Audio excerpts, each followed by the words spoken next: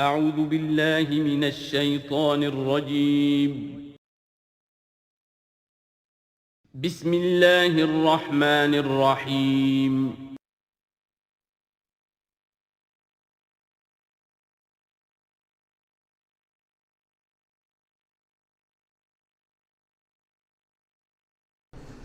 الحمد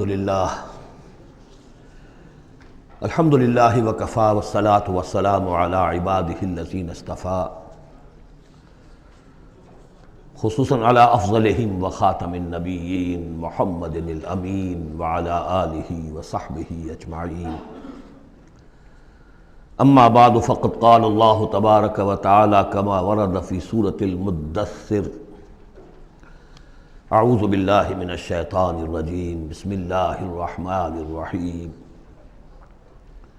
یا ایہا المدثر قم فانذر وربک فکبر وثیابک فطہر والرجز فاہجر ولا تمنن تستکثر ولربک فاصبر صدق اللہ العظیم رب اشرح لی صدری ویسر لی امری واحلل عقدۃ من لسانی یفقہوا قولی اللہم ربنا الہمنا رشدنا واعذنا من شرور انفسنا اللہم ارنا الحق حقا وارزقنا اتباعہ وارنا الباطل باطلا وارزقنا اجتنابہ اللہم ربنا زدنا ایمانا وہدا وعلما نافعا وعملا صالحا متقبلا اللہم ربنا آنس وحشتنا فی قبورنا وارحمنا بالقرآن العظیم اللہم اجعلہ لنا اماما ونورا وہدا ورحمہ اللہم ذکرنا منہ ما نسینا وعلمنا منہ ما جہلنا وارزقنا تلاوتہ آناء اللیل واطراف النہار واجعلہ لنا حجتا یا رب العالمین آمین۔ سورۃ المدثر کے بارے میں ایک روایت یہ بھی ہے کہ اس کی جو پہلی 7 آیات ہیں یہ پہلی وحی ہے جو حضور پر نازل ہوئی، اور یہ ایک چونکہ صحابی کی رائے ہے لہذا اس کا ذکر کرنا مناسب ہے، لیکن یہ کہ یہ کنسنسس جس پر ہے وہ یہی ہے کہ یہ پہلی نہیں ہے بلکہ پہلی وحی جو آپ پر آئی وہ سورہ علق کی ابتدائی 5 آیات ہیں۔ مغالطہ اس وجہ سے ہوا ہے کہ سورہ علق کہ نزول کے بعد جو اس کی آیات ہے شروع کی 5 اور اغلباً سورہ نون کی پہلی 7 آیات، پھر سورہ مزمل کی 10 آیات، ان کے نزول کے بعد پھر کچھ وقفہ رہا ہے۔ اس وقفے کے دوران جو ہے حضور پر خاصی طبیعت کے اندر بے چینی کی کیفیت طاری رہی۔ آپ چاہتے تھے کہ جلد از جلد یہ قرآن نازل ہو، لیکن اللہ تعالیٰ کی اپنی ایک مشیت تھی، اپنی حکمت کے تحت اس نے اس کا نظام بنایا تھا۔ اسی دوران میں اللہ تعالیٰ نے حضرت اسرافیل کو حضور کی تعلیم پر مامور کر دیا تھا، یعنی تعلیم جو ہے حضور کی وہ دنیاوی طریقے سے نہیں ہوئی کہ کسی کے سامنے زانو تلمس طے کیا ہو، الف باتا سیکھا ہو اور پھر اس کے بعد کتابیں پڑھی ہو، نہیں، اس اعتبار سے آپ امی محض تھے، دی ان لیٹرڈ ون۔ ہم یہ نہیں کہیں گے کہ آپ معاذ اللہ ثم معاذ اللہ جاہل تھے، نہیں، لیکن یہ کہ آپ نے اس طریقے سے تعلیم حاصل نہیں کی تھی جیسے کہ دنیا میں ہوتی ہے، لیکن یہ کہ شوق جو قرآن مجید کا آپ کو تھا اس کی وجہ سے آپ کو جلدی، اور جب یہ وقفہ ہوتا تھا تو بہت شاق گزرتا تھا، اور تعلیم اس دوران میں ہو رہی ہے حضرت اسرافیل کے ذریعے۔ پھر وہ واقعہ پیش آیا جو پہلے بھی میں آپ کو بتا چکا ہوں کہ حضور فرماتے ہیں کہ اپنی اسی شش و پنج میں جب کہ مجھ پر صدمے کی کیفیت تھی، میں ایک روز غار حرا سے نیچے اتر رہا تھا کہ آواز آئی یا محمد۔ میں نے ادھر ادھر دیکھا، دائیں بائیں پیچھے سامنے کوئی نظر نہیں آیا، تو کچھ خوف سا طاری ہوا طبیعت پر، بربرائے طبع بشری۔ تھوڑی دیر چند قدم آگے گیا، پھر یا محمد، پھر وہی کیفیت ہوئی میرے ساتھ۔ اب زیادہ تشویش لاحق ہو گئی، کوئی نظر نہیں آ رہا، پکار رہا ہے کوئی۔ تیسری مرتبہ یا محمد کہا تو اچانک آپ کی نگاہ اٹھی تو حضرت جبرائیل وہی فرشتہ کہ جو غار حرا میں آیا تھا، اس کو آپ نے دیکھا کہ وہ پورے افق پر اس طریقے سے ہے کہ پورا افق اس سے بھر گیا ہے، اصل ملک کی صورت میں دیکھا۔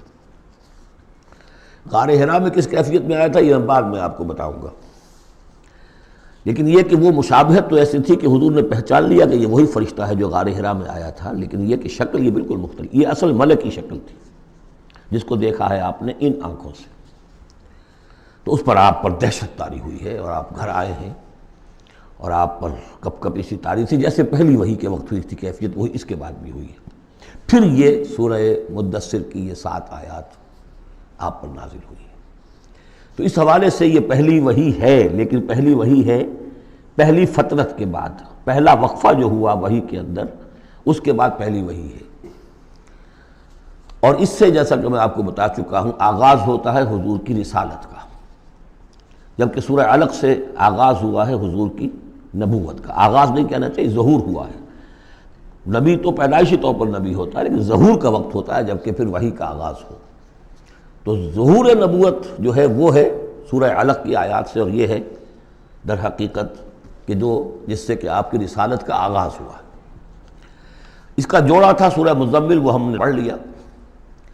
کم سے کم یہ چیز دیکھ لیجئے کہ ان دونوں کا بھی آغاز بالکل یا ایھا المزمل یا ایھا المدثر، اے کمبل میں لپٹ کر لیٹنے والے اور اے لحاف میں یا کسی اور کپڑے میں لپٹ کر لیٹنے والے، قم، وہاں بھی قم یہاں بھی قم، اب کھڑے ہو جاؤ۔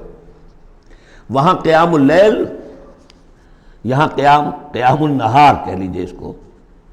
وہ رات کا قیام تھا، یہ دن کا قیام ہے۔ اس رات کے قیام سے آپ کے اندر روحانی ترقی کو بڑھانا مقصود تھا، تاکہ جو بھاری بوجھ آپ کے کندھوں پر یہ سورہ مدثر کی آیات کے حوالے سے آنے والا ہے، اگرچہ آپ معراج انسانیت میں پہلے سے فائز تھے، وَإِنَّكَ لَعَلَىٰ خُلُقٍ عَظِيمٍ، یہ تو ہم سورہ نون میں پڑھ چکے ہیں، لیکن یہ کہ اس بوجھ کو اٹھانے کے لیے عام انسانی اخلاق سے بھی بلندتر روحانی طاقت کی ضرورت تھی، اور وہ اسی طریقے سے پیدا ہو سکتی تھی کہ یہ قرآن مجید کو آپ خوب کوٹ کوٹ کر اپنے اندر اس کو داخل کیجئے، جذب کیجئے۔ رتل القرآن ترتیلا، ہیمر اٹ ڈاؤن۔ حالانکہ کتنا قرآن اس تک نازل ہوا تھا، مطلب repeat repeat and repeat and repeat, جیسے آپ زور زور سے کسی چیز کو ہیمر کرنے کے لیے ٹھوک رہے ہیں تو اس کو ہیمر کرتے ہیں۔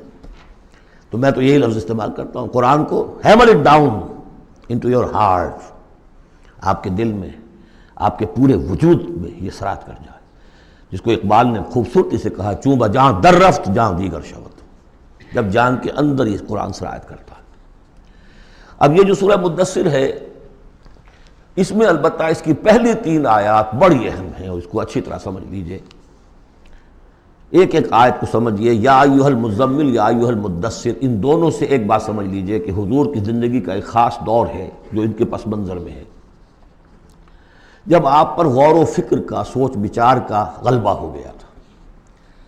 آپ ایک بڑے عملی انسان تھے، میں آپ کو بتا چکا ہوں، بچپن اسرت میں گزرا ہے، پھر لڑکپن، اور پھر اور جو ہے جس کو ہم کہتے ہیں ایڈولسنس، وہ بھی سخت مشقت میں گزری ہے۔ پھر آپ نے کاروبار کیا ہے تو ایک سمجھیے کہ ملازم کی حیثیت سے یا عامل کی حیثیت سے کیا ہے، سرمایہ آپ کے پاس تو تھا نہیں، سرمایہ دوسروں کا ہوتا تھا۔ پھر ایسا ہوا ہے کہ اللہ تعالیٰ نے حضرت خدیجہ رضی اللہ تعالیٰ عنہا کا رجحان پیدا کر دیا، شادی ہو گئی، تو کم سے کم یہ کہ دنیاوی اعتبار سے، مالی اعتبار سے آپ اب اطمینان بخش صورت پیدا ہو گئی۔ پھر آپ نے کاروبار کیا، کھل کر کاروبار کیا، لیکن اچانک حضرت عائشہ صدیقہ فرماتی ہیں جب آپ کی عمر شریف 40 برس کے لگ بھگ ہوئی تو آپ کے اندر خلوت گزینی محبوب ہو گئی، حبب الیہ خلا، ملنا جلنا اب طبیعت مائل نہیں ہے۔ پہلے ہم کہہ سکتے ہیں کسی طور سے ایکسٹروورٹ انداز بھی تھا، لیکن اب اس کا وہ بیلنسنگ پارٹ آ رہا ہے انٹروورٹ کا، اب غور و فکر اندرونی۔ میرے نزدیک ایک ہی فرد نوع بشر ہے جو کلیتاً بیلنسڈ ہے انٹروورٹ اور ایکسٹروورٹس کے درمیان، اور وہ محمد رسول اللہ ہے، ایک ہی۔ بہرحال اس پر جو دور آیا سوچ بچار کا، تو جو آپ غار حرا میں جا کر بیٹھتے تو کیا کرتے تھے؟ الفاظ حدیث میں آئے ہیں، حضرت عائشہ سے جو منقول ہے، کانا یتحنث فی، وہاں کچھ عبادت کرتے تھے۔ اب عبادت کیا کرتے تھے؟ تو شارحین حدیث کا اس پر اتفاق ہے کہ کان تحنثہ تعبدہ فی غار حراء التفکر والاعتبار، غور و فکر، سوچ بچار، یہ کیا ہے، معاشرے کی حالت کیا ہے، اخلاقی زوال کی انتہا ہے، اس پر غور و فکر کہ اسی عرصے میں پھر وحی آئی، اس پر ایک اور، اس غور و فکر پر ایک تشویش، ایک بوجھ، ایک ذمہ داری کا احساس، یہ دو چیزیں جب مل گئیں تو اب آپ کی طبیعت میں جب کسی شخص کے اوپر اس طرح سے تفکر کا غلبہ ہو جائے، متفکر ہو جائے وہ، اور وہ پھر کہیں کمبل لیا لیٹ گئے، کہیں اور اسی طریقے سے، تو یہ جو سوچ بچار کا دور تھا اس کی گویا کہ تعبیر کی گئی، یا ایھا المزمل قم، اب کھڑے ہو جاؤ، یہ سوچ بچار کا دور اب ختم ہو جانا چاہیے، اب آپ کی عملی زندگی کا آغاز ہے، یا ایھا المدثر قم، وہ قیام اللیل، یہ قیام النہار۔ قیام النہار میں جو آپ کے ذمہ رسالت کی ذمہ داری ہے وہ کیا ہے؟ قم فانذر، خبردار کرو۔ اس پر ہم بہت غور کر چکے ہیں کہ نبی کی دعوت کے لیے سب سے اہم اصطلاح یہی ہے، انذار۔ سورہ انعام سے شروع ہو گیا تھا، قل اوحی الی ھذا القرآن لانذرکم بہ ومن بلغ، کہہ دیجئے یہ قرآن مجھ پر وحی کیا گیا ہے تاکہ میں اس کے ذریعے سے تمہیں خبردار کروں۔ تو خبردار کرنا کہ یہ نہ سمجھو کہ بس یہ جیسے حیوانات ہیں، یہاں پیدا ہوئے، چرا چگا، ختم ہو گئے، نسیاں منسیہ ہو گئے، تم حیوان نہیں ہو، کچھ اور ہو، تمہارے اندر اللہ نے اپنی روح پھونکی ہے، عظیم ترین امانت کائنات کی، جسے نہ پہاڑ اٹھا سکے نہ آسمان اٹھا سکے، وہ امانت ہے جو تم نے اٹھائی ہے، اور اس امانت کی جواب دہی ہے، ذمہ داری ہے، اس کی اکاؤنٹیبلٹی ہے، تمہیں سب کو مرنے کے بعد اٹھا لیا جائے گا۔ واللہ لتموتن کما تنامون ثم لتبعثن کما تستيقظون ثم لتحسبن بما تعملون ثم لتجزون بالاحسان احسانا وبالسوء سوءا وانها لجنة ابدا او نار ابدا۔ یہ ہے انذار، نبی کی دعوت کا نقطہ آغاز انذار آخرت۔ لیکن اس کا ہدف کیا ہے؟ اس کا ہدف جو ہے کوئی خانقاہی نظام بنانا نہیں ہے، اس کا ہدف صرف کوئی تعلیم و تعلم کا نظام قائم کرنا نہیں ہے، ہدف کیا ہے؟ ربک فکبر، اپنے رب کو بڑا کرو۔ کیا مطلب ہے؟ رب تو بڑا ہے، کیا بڑا کریں گے؟ اس کی بڑائی مانی نہیں جا رہی، اس کے خلاف بغاوت ہے۔ ظہر الفساد فی البر والبحر، اس کی بڑائی منواؤ، اس کی بڑائی نافذ کرو۔ اسی کے لیے یہی لفظ ہے، وہ نیوکلیس ہے، جس سے کہ پھر سمجھیے بیج ہے یا گٹھلی ہے، جس سے کہ تمام الفاظ نکلے ہیں۔ اقامت الدین، دین کو قائم کرو، لِیُظْہِرَہُ عَلَى الدِّینِ کُلِّہ، تاکہ اس دین حق کو تمام کے تمام نظام دین پر، نظام زندگی پر نافذ کیا جائے، غالب کیا جائے۔ مختلف اصطلاحات ہیں۔ لِتَکُونَ کلمۃ اللہ العلیٰ، تاکہ اللہ کی بات سب سے اونچی ہو جائے۔ وَیَکُونَ الدِّینُ کُلُّہُ لِلَّہ، دین کل کا کل اللہ کے لیے۔ یہ سب کیا ہے؟ تکبیر رب، وَرَبَّکَ فَکَبِّر۔ تو یہ تین آیتیں اس اعتبار سے کہ حضور کا ایک خاص دور، تدبر، تفکر، پھر فکر مندی، یہ بھی بتا دیا تھا ورقہ ابن نوفل نے۔ اب دیکھیے انہیں صحابی نہیں سمجھا جاتا، کیوں؟ کہ ان کا انتقال فوراً ہو گیا تھا، اس کے بعد جب رسالت کا حکم آیا ہے اس وقت وہ موجود نہیں تھے۔ تصدیق کی ہے انہوں نے، نبوت کی تصدیق کی ہے، ان کا یہ وہی ناموس ہے۔ جب حضرت خدیجہ لے کر گئی حضرت ورقہ کے پاس کہ عمزاد میرے چچا کے بیٹے، ذرا دیکھیے یہ آپ کے بھائی کو کیا ہوا ہے، کیا تجربہ انہیں پیش آیا ہے، وہ کہا کیا تم نے دیکھا؟ آپ نے بیان کیا کہ ہاں یہ وہی ناموس ہے جو موسیٰ پر اور عیسیٰ پر نازل ہوا تھا، اور کاش کہ میں اس وقت تک زندہ رہوں جب تمہاری قوم تمہیں اس شہر سے نکال دے گی۔ تو اتنے پریشان ہوئے حضور، حیران ہوئے، اب مخرجیہم، کیا وہ مجھے یہاں سے نکال دیں گے؟ توقع ہی نہیں، وہ تو مجھ سے بڑی محبت کرتے ہیں، میرے قدموں تلے اپنی نگاہیں بچھاتے ہیں، ہر جگہ مجھے خوش آمدید کہا جاتا ہے، کیسے ممکن مجھے نکال دیں گے؟ کہا کہ نہیں، یہ پیغام جس کے ذمے بھی آیا ہے اس پیغام کا پہنچانا، اس کی قوم اس کی دشمن ہو جاتی ہے۔ تو اب یہ تشویش ہے نا حضور کو۔ یہ دور ہے در حقیقت، یا ایھا المزمل قم، یا ایھا المدثر قم، اب یہ جوڑے ہونے کا کانسیپٹ بھی سامنے ہو گیا، وہ قم اللیل ہے اور یہ قم فی النہار ہے۔ یہاں دعوت اور رسالت کا معاملہ ہے، کیونکہ ان آیات کے نزول سے قبل ابھی آپ کو اپنی دعوت کی تبلیغ کا حکم ملا ہی نہیں تھا، تو چونکہ ورقہ ابن نوفل کا انتقال ہو گیا، ان کا شمار جو ہے صحابہ میں نہیں ہوتا۔ اب اس کے بعد مزید جو آیات ہیں، وَثِيَابَكَ فَطَهِّرْ، اپنے کپڑوں کو پاک کر رکھنے کا اہتمام کیجیے۔ اب ان کی بہت صوفیانہ طرز پہ بھی تعبیر کی گئی ہے، ثیاب سے مطلب جو ہے وہ کپڑے نہیں ہیں صرف، بلکہ دل بھی ہے۔ وَالرُّجْزَ فَاهْجُرْ، ہر قسم کی گندگی سے، گندگی ظاہری ہو اور یا باطنی ہو، باطنی گندگی ہے کہ اللہ کے سوا کسی اور سے لو لگی ہوئی ہو، اس شرک کو اندر سے کاٹیے، اور کوئی نجاست ہے تو اس کو باہر سے صاف کیجیے۔ وَلَا تَمْنُنْ تَسْتَكْثِرْ، اور دیکھیے ایسا نہ کیجیے کہ کسی پر احسان دھرے کہ آپ کو جواب میں اس سے بھلا خیر کوئی ملے۔ آدمی کرتا ہے میں دے رہا ہوں یہ ملے گا واپس، یہ بھی کبھی دے گا، آپ اس کو زیادہ چاہنے کی توقع میں نہ دیجیے۔ یہ تو عام ترجمہ کیا گیا ہے، لیکن مجھے پسند ہے جو مولانا اصلاحی صاحب نے ترجمہ کیا ہے، وَلَا تَمْنَنْ، منن کے معنی توڑنے کے بھی ہوتے ہیں، کاٹ دینا۔ وَلَا تَمْنُنْ، دیکھو اپنی اس جد و جہد کو، اپنی اس جو بھی آپ کے ذمہ فرض منصبی عائد کیا گیا ہے اس کے ضمن میں اپنی کوشش کو منقطع نہ کر دینا، جو بھی حالات ہوں جاری رکھنا۔ تستکثر، بہت بڑے نتیجے نکلیں گے انشاءاللہ، کثرت کے ساتھ آپ کو وقت تو لگے گا، لیکن یہ کہ پھر آپ کا جو ہے بول بالا ہوگا۔ وَلِرَبِّكَ فَاصْبِرْ، اور اپنے رب کے لیے صبر کیجیے۔ اور یہ میں عرض کر چکا ہوں، صبر کے ساتھ لام آ جائے تو انتظار کیجیے، اپنے رب کے حکم کا انتظار کیا کیجیے، جو بھی حکم آئے اس پر عمل کیجیے۔ یہ 7 آیات ہیں۔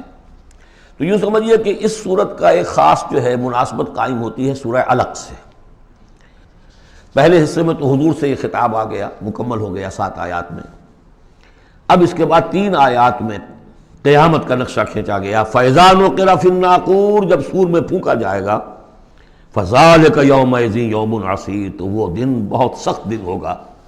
عَلَى الْكَافِرِينَ غَيْرُ يَسِيرٌ، کافروں پر وہ ہلکا نہیں ہوگا۔ یہ وہی دن ہے جس کے بارے میں سورہ مزمل میں ہم پڑھ چکے ہیں، یوم یجعل الولدان شیبا السماء منفطر بہ، پھٹ پڑنے کو ہے آسمان اس کے ساتھ، اور وہ دن ایسا ہے کہ جو بچوں کو بوڑھا کر دے گا۔ اور تیسرا حصہ وہی ذرنی، جیسا کہ سورہ مزمل میں بھی ہم دیکھ چکے، سورہ نور میں بھی دیکھ چکے، وَذَرْنِي وَمَنْ خَلَقْتُ وَحِيدًا، چھوڑیے مجھ کو اور اس کو جس کو میں نے بنایا ہے اکلوتا، اکیلا۔ اس کے بارے میں اجماع ہے کہ یہ آیات جو ہیں ولید بن مغیرہ کے لیے نازل ہوئی، بڑی جائیدادیں تھیں اس کی دونوں شہروں میں، قریتین عظیم، جو ایک مکہ اور ایک طائف، ٹوین سٹیز تھی، اور اس کی جائیداد، اس کے باغات، پیسے بہت، اللہ نے اولاد بہت دی تھی، خود یہ اکلوتا تھا اپنے ماں باپ کا، وحیدہ بنایا میں نے اسے، اکیلا تھا وہ۔ وَجَعَلْتُ لَهُ مَالًا مَمْدُودًا، اور اسے میں نے بہت سا مال دے دیا جو پھیلا ہوا مال ہے، شہروں کے اندر جائیداد ہے بکھری ہوئی ہے۔ وَبَنِينَ شُهُودًا، اور بیٹے میں نے دیے اسے جو اس کے نگاہوں کے سامنے رہتے ہیں۔ یہ بھی کسی شخص کی توانگری اور مرفہ الحالی کی علامت ہے کہ بیٹے اس کی نگاہوں کے سامنے ہوں، وہ ایکسپورٹ نہ ہو گئے ہوں امریکہ اور یورپ، معلوم ہوا کہ وہ تو گئے ہوئے ہیں بیٹے، ان کو دیکھنے کو بھی آنکھیں ترستیاں ہیں، سمجھے آپ، وہ تو پھر معلوم ہوا کہ کوئی بڑی ہی پتلی حالت ہے۔ شہودہ، بیٹے سامنے موجود ہیں۔ وَمَهَّدتُّ لَهُ تَمْهِيدًا، میں نے اس کے لیے خوب بستر بچھا دیا تھا، خوب تمہید کی تھی۔ ثُمَّ يَطْمَعُ أَنْ أَزِيدَ، پھر وہ یہ چاہتا ہے کہ میں اور بھی دوں اسے، کلا، بس اب نہیں۔ إِنَّهُ كَانَ لِآيَاتِنَا عَنِيدًا، یقیناً وہ ہماری آیات کا مخالف اور دشمن بن گیا۔ وہ یہ تھا کہ ذہین بھی بہت تھا یہ شخص، اور یہ محسوس کرتا تھا کہ جو وہ محمد کہہ رہے ہیں ٹھیک ہے، لیکن یہ کہ یہ ساری میری جائیدادیں، میرے رشتے، میری دوستیاں، میری چودراہٹ، اس سب کا رزق میں کیسے لے لوں؟ تو یہی وہ شخص ہے جو سب سے زیادہ کمپرومائز کے لیے آپ پر زور ڈالتا تھا کہ محمد اس طرح نہ کرو، کچھ نہ کچھ اپنی بات منوا لو، کچھ لوگوں کی مانو۔ یہ جو رفٹ پڑ رہی ہے، a house divided amongst itself can not stand, قریش جو ہیں آپس میں تقسیم ہو جائیں گے تو پھر ہماری حیثیت کیا رہے گی؟ بہت مدبر انسان تھا، ایسا نہیں تھا کہ، تو یہ اس کی ساری ذہانت اور فطانت جو ہے، جس کو آپ ورلڈلی وائز کہتے ہیں، وہ بہت ذہین تھا اس اعتبار سے، اس دنیا کے حوالے سے۔ اور وہی شخص تھا، تو اس کا معاملہ یہ ہوا کہ ایک مرتبہ یہ کہیں گفتگو ہو رہی تھی بیٹھ کر چوپال میں کہ کیا کہیں ہم میں سے کوئی کہتا ہے یہ جادوگر ہے، کوئی کہتا ہے یہ شاعر ہے، باہر سے لوگ آتے ہیں وہ جب سنتے ہیں مختلف قول تو وہ پریشان ہو جاتے ہیں، وہ سمجھتے ہیں کہ یہ خود پریشان ہے۔ جب یہ مختلف الخیال ہیں تو چلو میں خود جا کے اس شخص سے مل کر دیکھوں وہ کیا ہے۔ تو اس سے بہتر یہ کہ ہم ایکا کریں، ایک بات کہیں۔ تو اب یہ کہ کیا کہیں، اس پر مسئلہ پیدا ہو گیا۔ تو اب یہ کہ یہ گیا تھا حضور کے پاس بات کرنے، اور وہاں انہیں کچھ اندیشہ ہوا کہ یہ تو کچھ اثر ہو گیا، معلوم ہوتا بدل گیا۔ یہ واپس آیا ہے، پوچھا کہ کیا خیال ہے، کیا ہم اسے کہیں کہ شاعر ہے؟ کہ نہیں، میں شاعروں سے مجھ سے خوب واقف ہوں، جو محمد کلام پیش کر رہے ہیں وہ شعر نہیں ہے، شاعر نہیں، کچھ اور چیز۔ اچھا ہم کاہن کہہ دیں انہیں؟ کہ نہیں نہیں، میری کاہنوں سے تعلقات ہیں، دوستیاں ہیں، میں جانتا ہوں کاہنوں کا کردار کیسا ہوتا ہے، کاہن کے قول کیسا ہوتا ہے۔ وہ ذو معنیین بات کرتے ہیں، ادھر بھی لگ جائے ادھر بھی لگ جائے، یہ کرتا ہے دو ٹوک بات۔ تو پھر کیا کہیں؟ ان کو یہ سمجھ میں آیا کہ یہ تو گیا، اس پر تو جادو چل گیا محمد کا۔ لیکن اس نے جب تیور دیکھے تو کہا، یہ کہا جا سکتا ہے کہ یہ جادو ہے جو منقول ہے، پیچھے سے چلا آ رہا ہے۔ اب یہ جو اس کی گفتگو میں جو اس کی رد و قدا ہوئی ہوگی، ضمیر نے ملامت کی، کچھ اپنے ضمیر کو دبایا، کچھ اپنی مصلحتوں کو سامنے رکھ کر جو بات، اس کا ایک نقشہ کھینچا گیا ہے یہاں۔ فصاحت و بلاغت کی انتہا ہے۔ سأرهقه صعودا، میں اسے چڑھائی چڑھواؤں گا، وہ عذاب جو ہم پہلے بھی پڑھ چکے ہیں، یسلک عذابا صعدا، وہ عذاب کے جو جس کی سختی اور شدت بڑھتی چلی جائے۔ انہ فکر وقدر، اس نے غور کیا، کچھ اندازہ کیا کہ حق کو ماننے کا کیا نتیجہ نکلتا ہے، نہ ماننے کا کیا نتیجہ نکلتا ہے، وہ بیلنس بنا رہا ہے اپنے ذہن میں۔ انہ فکر وقدر فقتل کیف قدر، تو ہلاک ہو جائے، کیسا غلط اس نے اندازہ ٹھہرایا۔ ثم قتل کیف قدر، پھر ہلاک ہو جائے، کیسا غلط اندازہ ٹھہرایا۔ ثم نظر، پھر اس نے ذرا دیکھا، جیسے کہ کہہ رہا غور و فکر، لوگ دیکھیں غور و فکر کر رہا ہے۔ ثم عبس وبصر، پھر ذرا وہ اپنا منہ بسورا اور ماتھے کے اوپر بھی کچھ وہ بل لے آیا۔ ثم ادبر واستکبر، اور پھر ذرا اس نے تکبر کے ساتھ اپنی پیچھے کو مڑا۔ فقال ان ھذا الا سحر یؤثر، اس نے کہا نہیں بس ٹھیک ہے، یہ جادو ہے جو چلا آ رہا ہے، محمد کا کلام جو ہے جادو ہے، جادو اثر تو ہے۔ ان ھذا الا قول البشر، لیکن ہے بہرحال یہ انسانی کلام، یہ جو محمد کا دعویٰ ہے کہ یہ اللہ کا کلام ہے، یہ نہیں۔ سأصلیہ سقر، اب اس پر جو اللہ کا غضب بھڑک رہا ہے، ان قریب میں اس کو ڈالوں گا آگ میں۔ وما ادراک ما سقر، اور تمہیں کیا معلوم کہ وہ سقر کیا ہے۔ لا تبقی ولا تذر، نہ باقی رہنے دے گی نہ چھوڑے گی، موت بھی نہیں آئے گی۔ لواحۃ للبشر، انسان کی کھال کو جھلس ڈالے گی۔ علیہا 19، اور اس پر 19 ہیں داروغہ، سرہنگ 19۔ یہاں تک تو یہ یوں سمجھیے کہ اسی آہنگ میں بات چلی آ رہی ہے، وہی چھوٹی چھوٹی آیتیں، وہی انداز، وہی فلو۔ آگے بڑی طویل آیت آ گئی ہے، یہ بالکل سورہ مزمل کی طرح ہے۔ وہاں جو طویل پھر آیت آئی ہے جس پر کہ ایک پورا رکوع مشتمل ہے، وہ بعد میں نازل ہوئی ہے۔ تو یہ آیت بھی بعد میں نازل ہوئی ہے۔ لوگوں نے کہا بھائی 19 کیا، کچھ تماشا بنا لیا لوگوں نے، اچھا بھائی 19 یہ فرشتے صرف وہاں، تو کوئی ڈر کی بات نہیں ہے۔ کسی نے کہا 10 کو تو میں نبٹ لوں گا، باقی کا تم بندوبست کر لینا، 19 ہی ہے نا، تو ایسی کون سی بڑی تعداد ہے۔ تو یہ جو استہزاء کا موضوع بنا ہے، اس پر یہ آیت اتری۔ وما جعلنا اصحاب النار الا ملائکہ، اور یہ جہنم کے جو داروغہ ہیں ہم نے وہ فرشتوں کو بنایا ہے، وہ انسان نہیں ہے جو تم یہ ایک ایک آدمی 10 کو سنبھال لے گا۔ وما جعلنا عدتهم الا فتنة للذین کفروا، یہ تعداد جو ہم نے تمہیں بتا دی ہے ان کی، وہ صرف اس لیے کہ کافروں کے لیے ایک جانچ ہو جائے، پرکھ ہو جائے۔ لیستیقن الذین اوتوا الکتاب، تاکہ اوتوا الکتاب جنہیں کتاب دی گئی تھی انہیں یقین آ جائے۔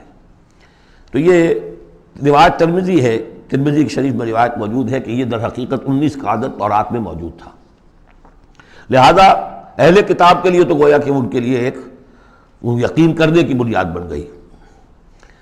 لیستیقن الذین اوتوا الکتاب ویزداد الذین آمنوا ایمانا، اہل ایمان کے تو ایمان میں اضافہ ہوگا، وہ جو بھی اللہ کی طرف سے وحی پڑھ کر سنائیں گے محمد رسول اللہ، ان کا ایمان کامل ہے، ان کے ایمان میں اضافہ ہوگا۔ ولا یرتاب الذین اوتوا الکتاب والمؤمنون، اور تاکہ نہ شک میں پڑے نہ تو وہ اہل کتاب جن کو پہلی کتاب دی گئی تھی اور نہ مسلمان۔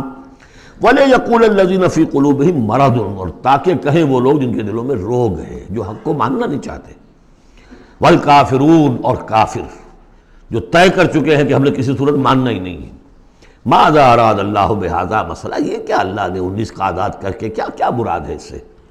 کذالک یضل اللہ من یشاء، اسی طرح اللہ تعالیٰ گمراہ کر دیتا ہے جس کو چاہتا ہے، ویہدی من یشاء، اور ہدایت دیتا ہے جس کو چاہتا ہے۔ وما یعلم جنود ربک الا هو، اور تیرے رب کے جو لشکر ہیں انہیں تو کوئی جانتا ہی نہیں سوائے اس کے۔ وما ہی الا ذکریٰ للبشر، اور یہ جو آیات قرآنیہ ہیں، یہ مؤنث آیا ہے تو آیات کے اوپر اس کو لے جائیے، یہ کچھ نہیں ہے سوائے اس کے کہ انسانوں کے لیے یاد دہانی ہے، نصیحت ہے، تذکیر ہے، تذکرہ ہے۔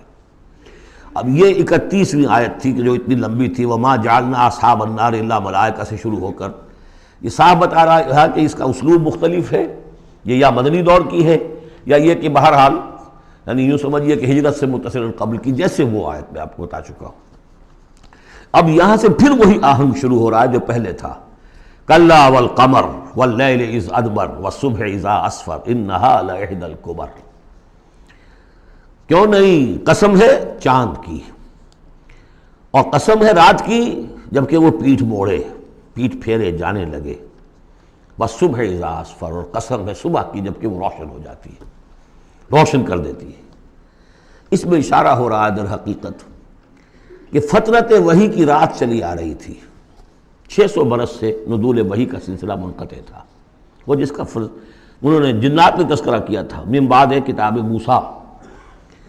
اس میں بس روشنی ہوتی تھی تو ایسی ہی جیسے کہ مستعار روشنی چاند کی روشنی ہوتی ہے جو راتوں کو بھی ہوتی ہے، بس اس درجے میں ہدایت آسمانی اور ہدایت خداوندی دنیا میں رہ گئی تھی۔ لیکن اب محمد الرسول اللہ کی رسالت و نبوت کا خورشید طلوع ہو گیا ہے، اب دن روشن ہو گیا۔ کلا والقمر واللیل اذ ادبر والصبح اذا اسفر، ان تین کو قسموں کو ذرا یاد رکھیے گا، یہ آگے چل کر بڑی اہمیت کے ساتھ ان کا حوالہ پھر آئے گا کہ رات کی تاریکی تھی، اب رات جا رہی ہے، اور اس میں جو تھی صرف چاند کی روشنی تھی جو مستعار تھی، سابقہ نبوتوں کی تعلیم وغیرہ جو بھی تھی باقی تھی، کچھ بگڑ گئی، کچھ تھی، کچھ پولیوٹڈ ہو گئی، کچھ صحیح تھی۔ اب سورج طلوع ہو گیا، والصبح اذا اسفر انہا لإحدی الکبر، اور اب یہ ایک بہت بڑی باتوں میں کی ایک بات ہے، نبوت محمدی کوئی معمولی بات نہیں، رسالت محمدی انہا لإحدی الکبر نذیرا للبشر، خبردار کرنے کے لیے انسانوں کے لیے، لمن شاء منکم ان یتقدم او یتأخر، جو بھی تم میں سے چاہے کہ وہ آگے بڑھے یا پیچھے رہ جائے۔ ابو بکر آگے بڑھے، ابو لہب پیچھے رہ گیا، ہمیشہ کے لیے پیچھے رہ گیا۔ حمزہ اور عمر ذرا تھوڑی دیر کے بعد آ گئے، درجات ہیں، لمن شاء منکم ان یتقدم او یتأخر، جو بھی تم میں سے چاہے تقدم کرے، آگے بڑھے، صدیقیت کا مقام حاصل کر لے، جو شخص چاہے ذرا اور تھوڑی دیر انتظار کر کے آئے گا، والذین تبعوہم بإحسان کے درجے میں آئے گا، سابقون الاولون کے درجے سے نکل جائے گا۔ اور پھر کیا کہ اس کے بعد ایسے بھی ہوں گے کہ جن کو بالکل ہمت ہی نہیں ہوگی، وہ واقعتاً مستقل طور پر کفر میں رہ گئے۔ لمن شاء منکم ان یتقدم او یتأخر کل نفس بما کسبت رہینہ، ہر جان جو کچھ کہ اس نے کمایا ہے اس کے عوض رہن ہے، اسے وہ چیز اب وصول کرنی ہوگی، الا اصحاب الیمین، سوائے ان کے کہ جو داہنے والے ہوں گے، جنہیں دیا جائے گا ان کا اعمال نامہ داہنے ہاتھ میں، فی جنات یتساءلون، وہ جنتوں میں ہوں گے، ایک دوسرے سے پوچھتے ہوں گے، عن المجرمین، گناہ گاروں کے بارے میں، ما سلککم فی سقر، تم لوگوں کو کس چیز نے جہنم میں ڈالا، تم لوگ کیوں اس جہنم کے اندر پڑے؟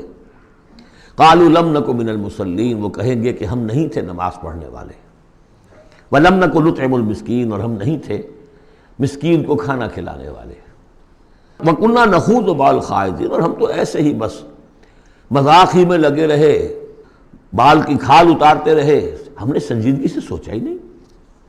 وَكُنَّا نُكَذِّبُ بِيَوْمِ الدِّينِ، اور سب سے بڑھ کر یہ last but not the least, ہم جزا و سزا کے دن کا انکار کرتے رہے، حتی اتانا الیقین، یہاں تک کہ موت کا وقت آ گیا۔ فما تنفعهم شفاعت الشافعین، تو اب ان کے لیے ہرگز نفع بخش نہیں ہوگی شفاعت کرنے والوں کی کوئی شفاعت۔ فما لہم عن التذکرۃ معرضین، تو کیا ہو گیا ان کو، یہ تذکرہ، یہ ذکر، یہ قرآن جو محمد پیش کر رہے ہیں صلی اللہ علیہ وسلم، اسے اعراض کیوں کر رہے ہیں؟ کأنہم حمر مستنفرہ، حمر مستنفرہ، ایسے ہیں کہ جیسے یہ گدھے ہیں جو بدک گئے ہیں۔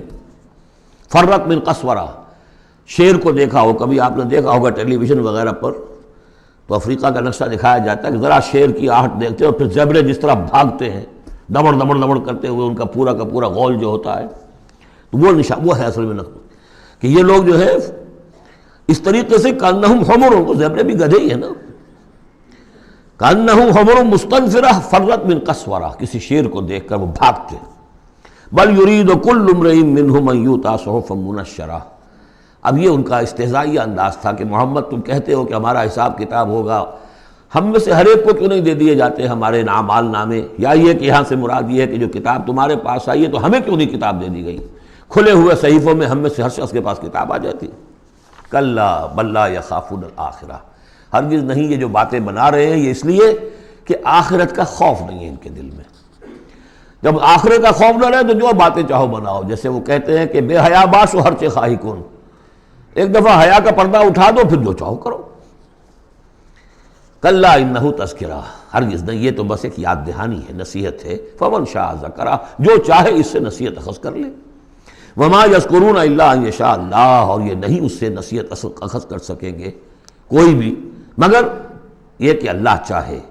ہوا اہل التقوی و اہل المغفرہ، وہ ڈرنے کے لائق بھی ہے اور وہی مغفرت کا مجاز بھی ہے، جس کو چاہے وہ مغفرت کر سکتا ہے۔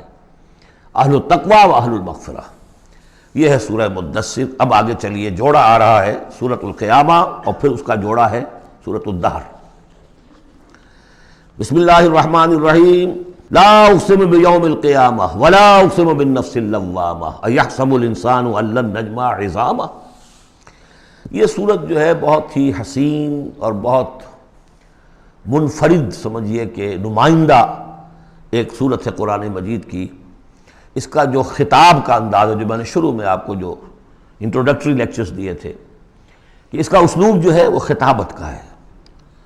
قرآن کو ہم کہہ سکتے ہیں کہ it's a collection of divine orations، اللہ تعالیٰ کے خطبات، مجموعہ خطبات الہیہ۔ تو مختلف مواقع پر جیسے کہ خطیب کو خطبہ دیتا ہے تو اس طریقے سے اللہ تعالیٰ نے یہ صورتیں نازل کی ہیں، حضور پڑھ کر سناتے تھے تو آپ کا انداز بھی خطیبانہ ہوتا تھا۔ حدیث میں آتا ہے کہ جب آپ خطبہ دیتے تھے تو آپ کی آواز بلند ہو جاتی تھی، اعلیٰ صوتہ احمرت عیناہ، آنکھیں سرخ ہو جاتی تھی، اور آپ اس طریقے سے خطبہ دیتے تھے جیسے کہ کوئی سپہ سالار اپنے فوجیوں کو للکار رہا ہے، بڑھا رہا ہے کہ لڑو اور آگے بڑھو، یہ انداز ہوتا تھا۔ تو اس طرح کا خطبہ اس میں آپ دیکھیں گے، ابھی بات ایک طرف ہو رہی ہے، ابھی کسی اور طرف ہو گئی، کبھی کسی تحویل الخطاب، اس کے لیے بہت، پھر یہ کہ 4-6 آیتیں آئیں گی ایک خاص قسم کے آہنگ میں، خاص قسم کے قوافی تو ہم کو نہیں کہنا چاہیے، تو یہ آتے ہیں، وہی انہی حروف پر صورتیں ختم ہو رہی ہیں، وہی سٹائل ہے، پھر وہ سٹائل بدلے گا، پھر 4-6 صورتیں اس دوسرے انداز کی ہوں گی، پھر 4-6 تیسرے انداز کی ہوں گی۔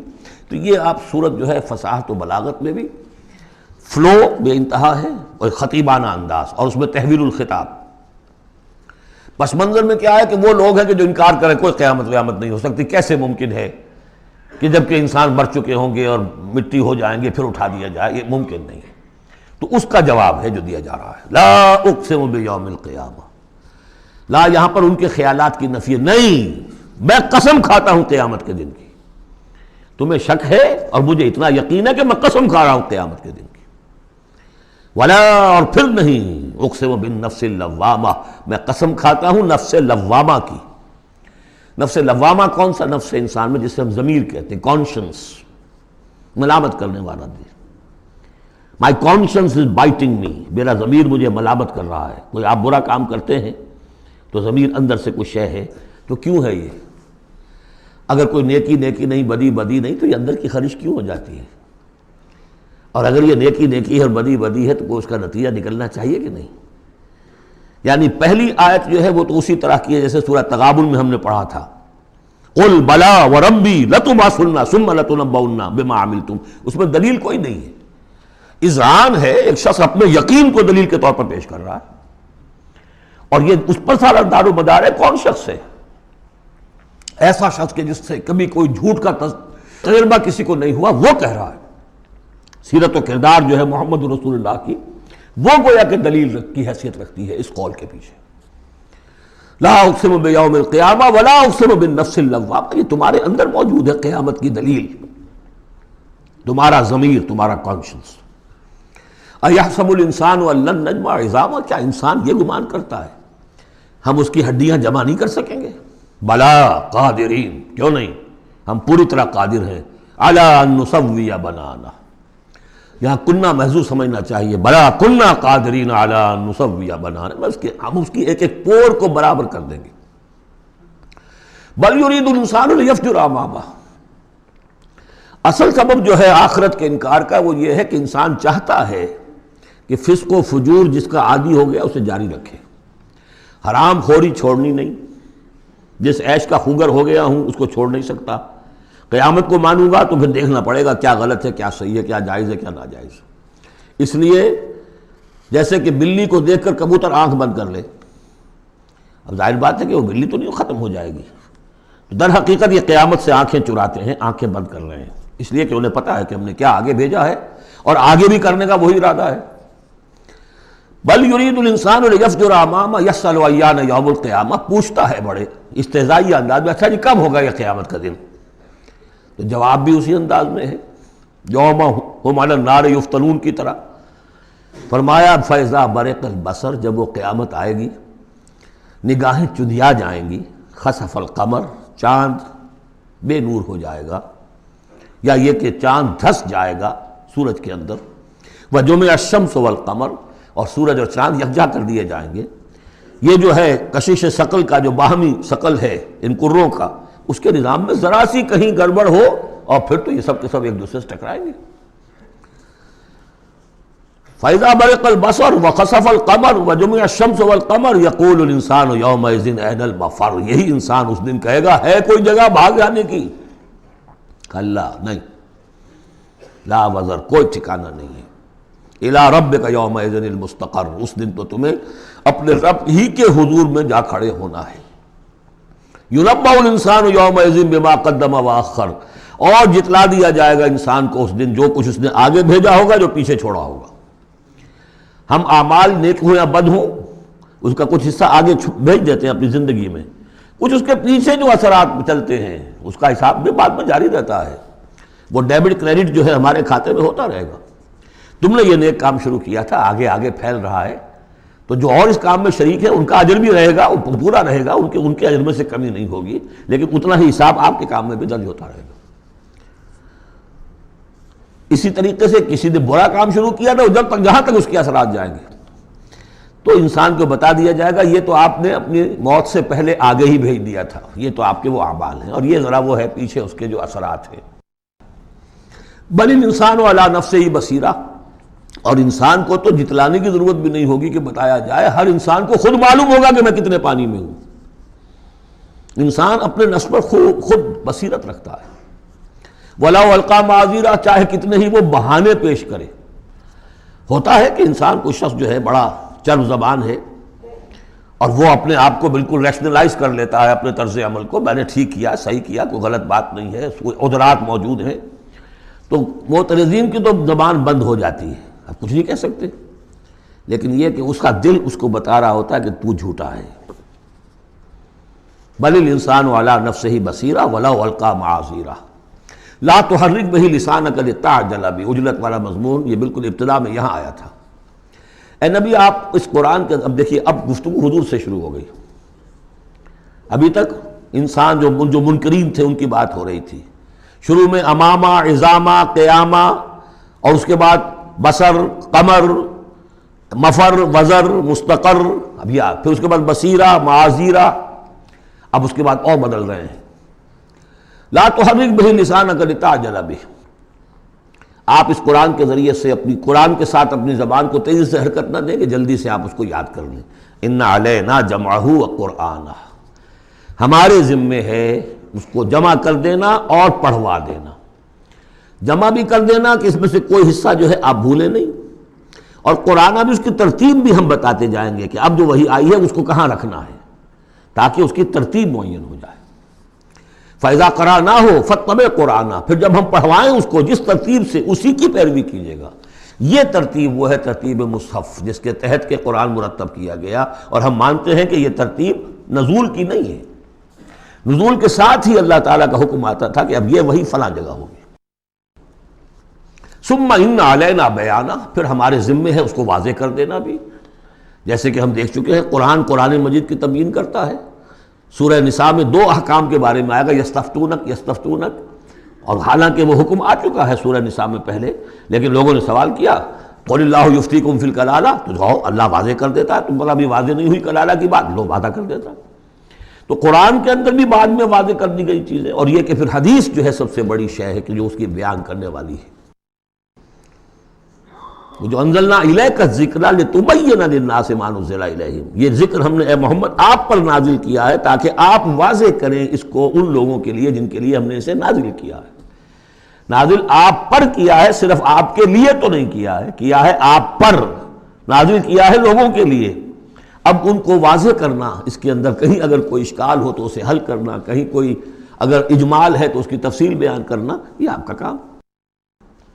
کلا بل تحبون العاجلہ، کوئی نہیں، تمہارا اصل مرض یہ ہے کہ تم عاجلہ سے محبت کرتے ہو، یہ اس دنیا کی زندگی سے محبت کرتے ہو۔ دیکھیے اب پھر خطاب شروع ہو گیا کفار سے۔ وَتَذَرُونَ الْآخِرَةَ، اور آخرت کو تم چھوڑ دیتے ہو، نظر انداز کر دیتے ہو۔ وجوہ یومئذ ناظرہ، حالانکہ بہت سے چہرے اس دن ہوں گے تر و تازہ، میدان قیامت میں کھڑے ہوں گے تو جیسے اسکول چلڈرن کھڑے ہوتے ہیں اپنا رزلٹ سننے کے لیے، تو بعضوں کے چہرے کھلے ہوتے ہیں، پہلے سے معلوم ہے انہیں کیا کچھ کر کے آئے تھے، اور بعض کے چہروں کے اوپر دھواں ہے، اس لیے ہے کہ انہیں پتا ہے کہ کیا ہی کچھ نہیں تھا، فیل تو ہونا ہی ہونا ہے، تو چاہے اب رزلٹ ڈکلیئر نہیں ہوا، رزلٹ ان کے چہروں پر لکھا ہوا ہے۔ تو وجوہ یومئذ ناظرہ، بہت سے چہرے ہوں گے تر و تازہ، الی ربہا ناظرہ، اپنے رب کی طرف دیکھتے ہوئے۔ اس میں بعض لوگوں نے یہ کہا ہے کہ ناظرہ سے مراد ہے انتظار کر رہے ہوں گے اپنے رب کی رحمت کا، اس لیے کہ رویت باری تعالیٰ جو ہے وہ تو ممکن نہیں ہے کہ میدان حشر میں ہو جائے، لیکن میرے نزدیک انہی حضرات کی رائے زیادہ صائب ہے جو سمجھتے ہیں کہ رویت ہوگی۔ اہل ایمان کو عین میدان حشر میں بھی ایک درجے کی رویت باری تعالیٰ سے مشرف کیا جائے گا، یہ مضمون آ جائے گا سورہ مطففین میں واضح ہو جائے گا۔ اس کے برعکس وجوہ یومئذ باسرہ، بہت سے چہرے ہوں گے اس روز سوکھے ہوئے، اترے ہوئے، اداس، تظن ان یفعل بہا فاقرہ، ان کو یقین ہوگا کہ اب ان کے ساتھ وہ سلوک ہوگا جو ان کی ریڑھ کی ہڈیاں توڑ کے رکھ دے گا۔ کلا اذا بلغت التراقی، اب ایک نقشہ دکھایا جا رہا ہے، ایک تو بڑی قیامت ہے، فَإِذَا بَرِقَ الْبَصَرُ وَخَسَفَ الْقَمَرُ وَجُمِعَ الشَّمْسُ وَالْقَمَرُ يَقُولُ الْإِنسَانُ يَوْمَئِذٍ أَيْنَ الْمَفَرُّ، ایک تو وہ ایک قیامت ہے جو فرد کی قیامت ہے، موت جب آتی ہے، قیامت صغریٰ۔ کلا اذا بلغت التراقی، جب یہ جان آ کے پھنس جاتی ہے ہنسلیوں میں۔ وقیل من راق، کہا جاتا ہے کوئی جھاڑ پھونک کرنے والا۔ بڑے بڑے ریشنلسٹ بھی اس مرحلے پر آ کر، بابا ڈاکٹروں نے جواب دے دیا، حکیموں نے جواب دے دیا، چلو کوئی تعویذ گنڈا کچھ ہو، کہیں سے کوئی جھاڑ پھونک کوئی تو ہو، کسی طریقے سے ہو، تو آخری درجے میں ان کو بھی انسان چیخ پکار کر لیتا ہے۔ قیل من راق، ہے کوئی جھاڑ پھونک کرنے والا۔ وظن انہ الفراق، اور گمان ہو گیا اس کو کہ اب تو فراق ہے، جانا ہے، یہ گھر بھی چھوڑنا ہے جو بڑے چاؤ سے بنایا تھا، اور یہ آل اولاد کو بھی چھوڑ کر جانا ہے۔ والتفت الساق بالساق، اور وہ جو جان کندنی کا عالم ہوتا ہے تو پنڈلی پنڈلی سے لپٹ رہی ہے، جان نکلنی شروع ہوتی ہے جسم کے نچلے حصے سے۔ الی ربک یومئذ المساق، اس دن تو تمہیں اپنے رب ہی کی طرف دھکیلے جانا ہے۔ پھر بدل گئے قوافی، فلا صدق ولا صلی، تو نہ اس نے تصدیق کی نہ نماز پڑھی، ولیکن کذب وتولی، بلکہ جھٹلا دیا اور پیٹھ موڑ لی۔ تصویر لفظی ہے جو نقشہ اس وقت ہوتا تھا۔ ثم ذهب الی اہلہ یتمطیٰ، اور پھر چلا اپنے گھر والوں کے پاس اکڑتا ہوا جا رہا ہے، حضور کی بات کو تو نظر انداز کر دیا۔ امشو، چلو چلو یہاں سے، واسبروا علی آلہتکم، صبر کرو، جا کے جمے رہو اپنے آلہہ پر۔ ذهب الی اہلہ یتمطیٰ، اولیٰ لک فاولیٰ ثم اولیٰ لک فاولیٰ، افسوس ہے تجھ پر اور افسوس ہے تجھ پر، اور پھر افسوس ہے تجھ پر اور پھر افسوس ہے تجھ پر۔ ایحسب الانسان ان یترک سدی، کیا انسان یہ سمجھتا ہے کہ اسے یوں ہی چھوڑ دیا جائے گا، کوئی باز پرس نہیں، کوئی حساب کتاب نہیں، کوئی جواب طلبی نہیں، کوئی اجر نہیں، کوئی سزا نہیں، کوئی جزا نہیں۔ الم یکن نطفۃ من منی یمنیٰ، کیا نہیں تھا وہ ایک گندے پانی کی بوند جو ٹپکائی گئی؟ ثم کان علقا، پھر وہ ایک جونک کے مانند تھا کہ جو رحم مادر کے دیوار کے ساتھ چمٹی ہوئی تھی۔ علقۃ فخلق فسویٰ، پھر اسی کو اس نے بنایا، اسی میں نقش و نگار بنا دیے، اسی میں آنکھیں آ گئیں، اسی میں کان آ گئے، اسی میں کیا کیا بنایا۔ فی ظلمات ثلاث، تین پردوں کے اندر. فجعل منہ الزوجین، اسی سے بنا دیے، کسی کو نر کسی کو مادہ، کسی کو مؤنث کسی کو مذکر. الیس ذلک بقادر علی ان یحیی الموتى، عقل کے اندھو یہ سوچو وہ ہستی جو یہ سب کچھ کر رہی ہے وہ اس پر قادر نہیں ہوگی کہ مردہ کو زندہ کر دے. جو تمہارا مشاہدہ ہے گندے پانی کی ایک بوند سے، افلاطون بھی اسی سے آ گیا، اور بقراط بھی، اور سقراط بھی، اور ظاہر بات ہے انبیاء بھی وہیں سے آئے ہیں. کہاں سے آئے ہیں؟ ایک ہی استثناء ہے نا حضرت عیسیٰ علیہ السلام کا، باقی تو سب کہاں سے آئے؟ وہیں سے آئے. سارے اولیاء اللہ کہاں سے آئے؟ وہیں سے آئے. گندے پانی کی بوند، اس سے کیا کچھ وہ بناتا ہے. تو تمہارا یہ خیال ہے کہ وہ مردہ کو زندہ نہیں کر سکے گا، اتنا عاجز ہو گیا. فعینا بالخلق الاول بل ہم بالخلق الجدید. اس کے بعد جیسا کہ یہ سوال ہے، بلا کیوں نہیں؟ پروردگار یقیناً الیس ذلک بقادر بلا نشہد انک قادر علی ان تحیی الموتى، ہم اس پر گواہ ہیں. سورۃ الدہر. اب دیکھیے جس مضمون سے سورہ قیامہ ختم ہوئی تھی جوڑا وہاں سے شروع ہو رہا ہے. بسم اللہ الرحمن الرحیم. هل اتى على الانسان حین من الدہر لم یکن شیئا مذکورا، کیا انسان پر نہیں آیا تھا ایک وقت ایسا بھی، اس دہر میں سے، اس زمانے میں سے انسان نکلا ہے نا. قلزم ہستی سے تو ابرا ہے مانند حباب. تو قلزم ٹائم، اس ٹائم کا بھی ایک بہت بڑا سمندر ہے، اسی سے ہم ابھر کر آئے ہیں. هل اتى على الانسان حین من الدہر لم یکن شیئا مذکورا، قابل ذکر شے ہی نہیں تھا وہ. کوئی پسند کرتا ہے اس کو ذکر کرنا؟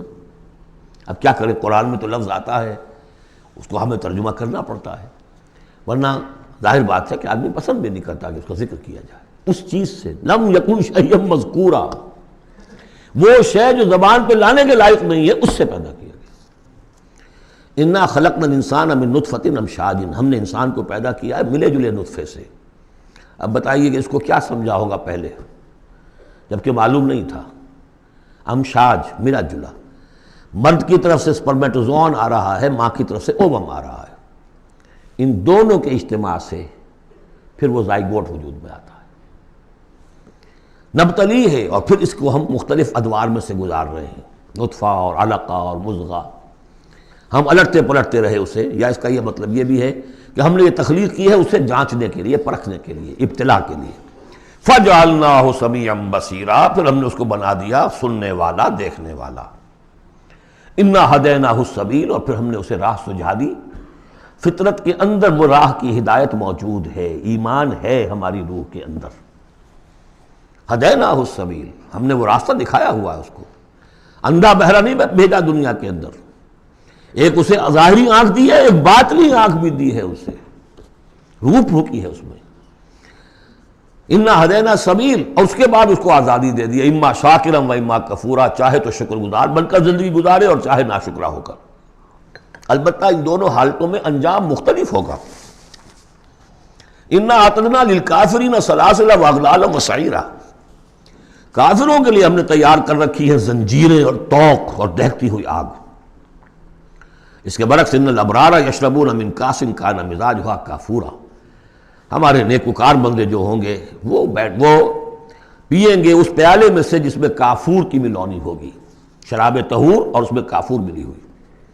عینا یشرب بہا عباد اللہ یفجرونہا تفجیرا، اور یہ چشمہ ہوگا جس کے پاس بیٹھ کر، جس کے کنارے بیٹھ کر پئیں گے اللہ کے بندے، اور وہ اس چشمے کو جس طرح چاہیں گے اپنے اپنے علاقوں کے اندر اس کی شاخیں نکال کر لے جائیں گے. یوفون بالنذر، وہ نذر کو پورا کرتے ہیں. وَيَخَافُونَ يَوْمًا كَانَ شَرُّهُ مُسْتَطِيرًا، اور ڈرتے رہتے ہیں اس دن سے جس کا کہ شر پھیل جانے والی شے، قیامت کا دن. وَيُطْعِمُونَ الطَّعَامَ عَلَىٰ حُبِّهِ مِسْكِينًا وَيَتِيمًا وَأَسِيرًا، اور کھانا کھلاتے ہیں وہ اس کی محبت پر یا اس کی محبت کے علی الرغم. دونوں ترجمے اس کے، اللہ کی محبت میں کھلاتے ہیں کھانا، یا اس کھانے یا مال کی محبت کے علی الرغم کھلاتے ہیں. نفس میں تو اس کے بخل ہے، شوق ہے، لیکن یہ کہ اس شوق کے خلاف وہ کام کر رہا ہے، حل چلا رہا ہے اپنے اس دل کے اندر. متصدقین، ان المصدقین والمصدقات وقرضوا اللہ قرضا حسنا، مسکینا و یتیما و اسیرا، مسکین کو، یتیم کو اور اسیر کو. انما نطعمکم لوجہ اللہ، یہ بھی کہتے جاتے ہیں ہم آپ کو یہ کھانا کھلا رہے ہیں صرف اللہ کو راضی کرنے کے لیے، لا نرید منکم جزاء ولا شکورا، آپ سے ہمیں نہ کوئی بدلہ چاہیے یہاں تک کہ شکریہ بھی نہیں چاہیے، ہم تو جو کام کر رہے ہیں صرف اپنے رب کو راضی کرنے کے لیے۔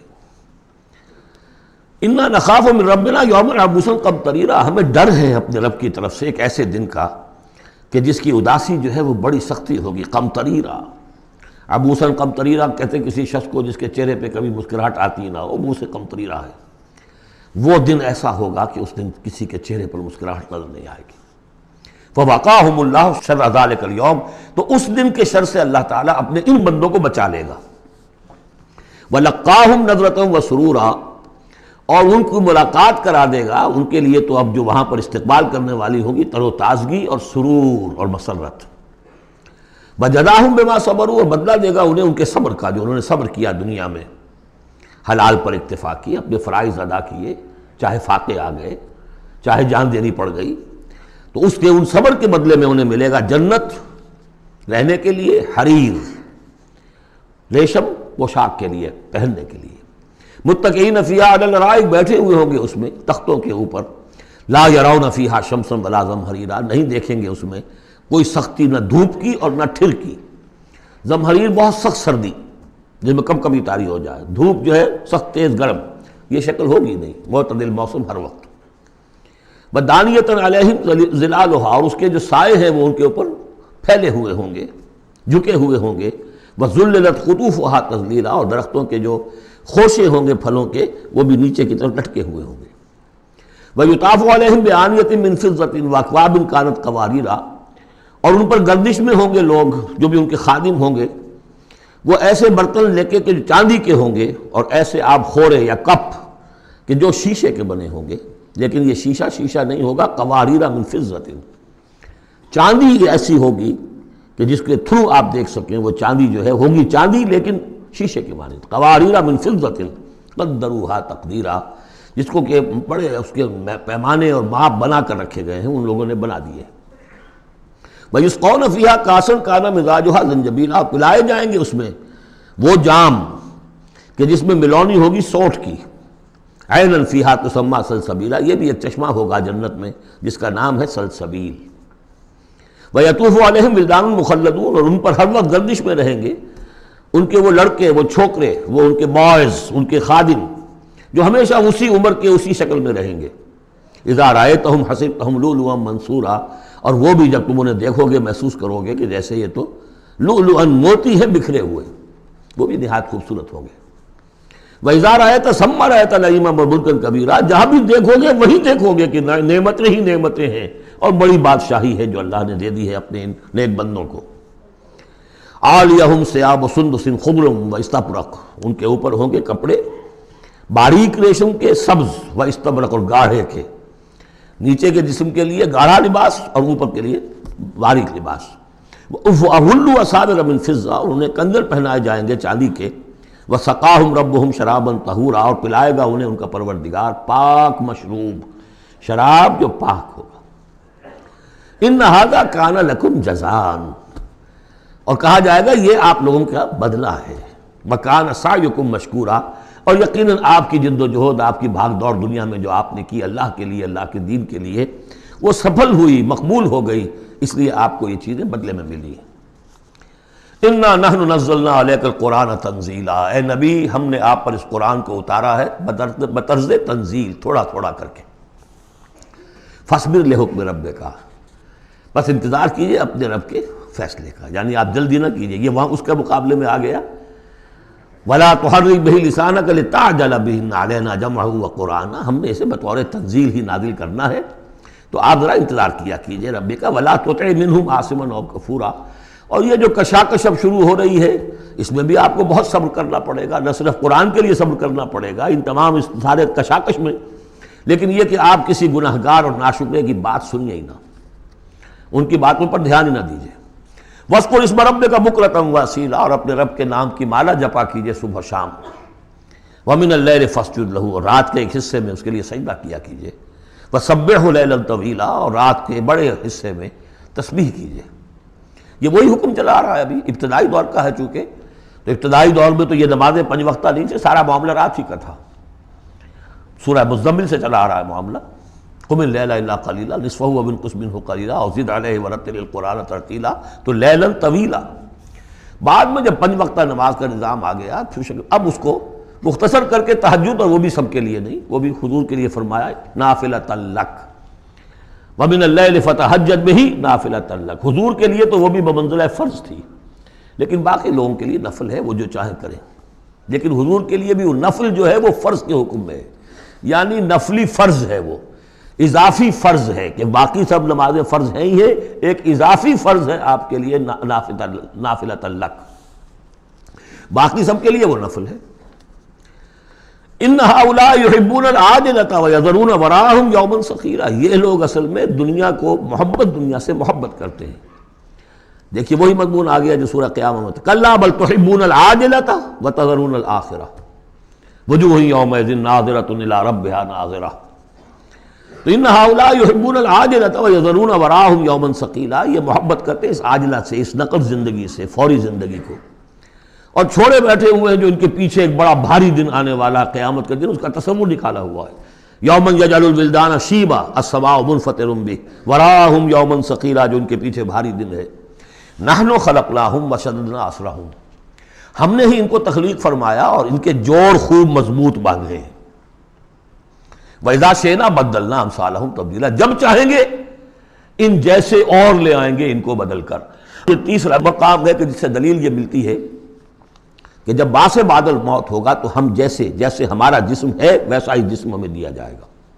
باقی وہ مفہوم بھی اس میں لوگ نکالتے ہیں کہ اللہ چاہے تو کسی ایک قوم کو ہٹائے دوسری کو لے آئے، لیکن میرے نزدیک کیونکہ تخلیق کے ساتھ ہے یہ، اس لیے نحن خلقناہم وشددنا اسرہم، پہلے جو ہم نے بنایا ان کے جوڑ بند ہم نے مضبوط کیے ہیں۔ وَإِذَا شِئْنَا بَدَّلْنَا أَمْثَالَهُمْ تَبْدِيلًا، ایسے ہی اور بنائیں گے۔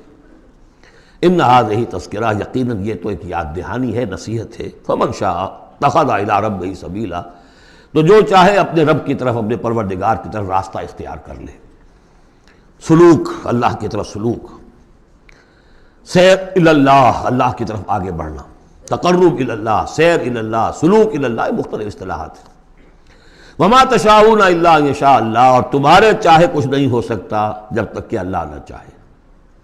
ان اللہ کان علیما حکیما، یقینا اللہ تعالی سب کچھ جاننے والا ہے، کمال حکمت والا۔ یدخل من یشاء فی رحمتہ، وہ داخل کرے گا اپنی رحمت میں جس کو چاہے گا۔